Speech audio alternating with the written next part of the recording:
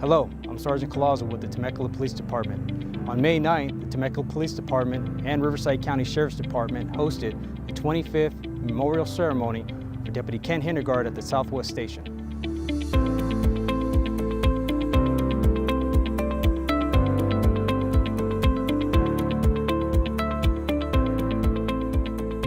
On May 9th, 1993, Deputy Kent HINTERGARDT responded to one of the most dangerous calls all law enforcement officers across America respond to, domestic violence incident. During the investigation, Deputy HINTERGARDT was killed in the line of duty. Deputy Kent HINTERGARDT's friends and family join us in honoring his legacy and service. It was the most heartbreaking thing I've ever experienced. I can't even imagine how you felt, Linda, or anyone out there who else has lost a family member unexpectedly, horrifically, or a tragic experience.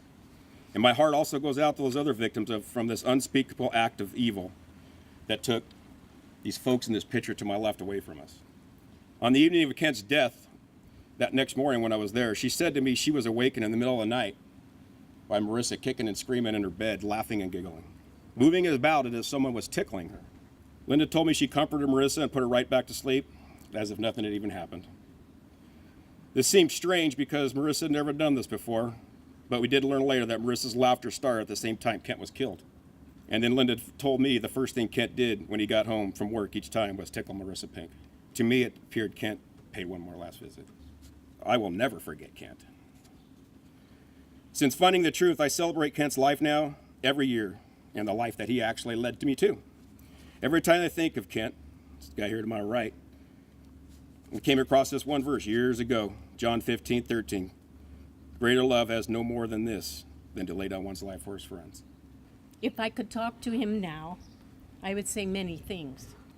But among them, thank you for trying to help my daughter, Allie. Thank you for trying to protect my daughter and our 6-year-old granddaughter that night. Thank you for being a caring, strong, dedicated young man who wanted to help his community. Back in 1993, Temecula had a population of about 35,000 people. We didn't have many services. There was no justice center. The Violence Against Women Act didn't come to pass until '94, and both of these help provide needed funds for services that help victims of crime. I do encourage people to get involved, to join and volunteer with support groups and organizations, donate time by trying to help others. I believe with all my heart this is what my daughter Allison wants me to do. Later on in life, I have a much different perspective on domestic violence and its toll on our society. And after that, Safe Alternatives for Everyone, SAFE, formed here in Temecula.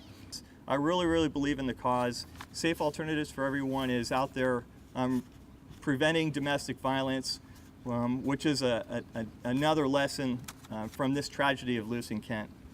At the time, I worked as a surgical trauma intensive care nurse at Loma Linda University Medical Center, and it was an odd day for me. I was able to actually transfer my patient to a lower level of care, and they allowed me to go home early that day, which never ever happened. And so I was actually able to eat dinner with Kent the last day that he was alive, and that was such a treat to me to be able to have that last meal with him and kiss him goodbye. Another person that I thought about a lot through the years, besides Brittany, Allie's daughter, was also Jeremy, the perpetrator's son.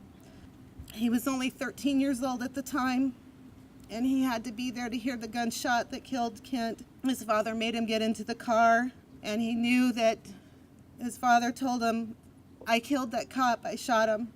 And he said, "Please, Dad, don't kill yourself, please." He knew his dad was going to kill himself. His dad dropped him off on the side of the 15 freeway. I've never heard how he's doing, and I know that his life must be so hard, just trying to process that every day. So my heart goes out to him too. I just wish that I could tell him that I don't hate him. I don't even hate his father. I just hate what his father did. I don't hate anyone. I pray for them. We do not speak the suspect's name today because he has no power or identity here. Instead, we rise up those who matter: Kent, Allie, their children, and their loved ones. Although we are here today to mourn and honor their passing, it is not Kent and Allie's tragedy that we remember. It is their individual characters that we celebrate. And we give thanks to all of those who care and love them. We are here today not as a community that grieves, but as a family that embraces one another.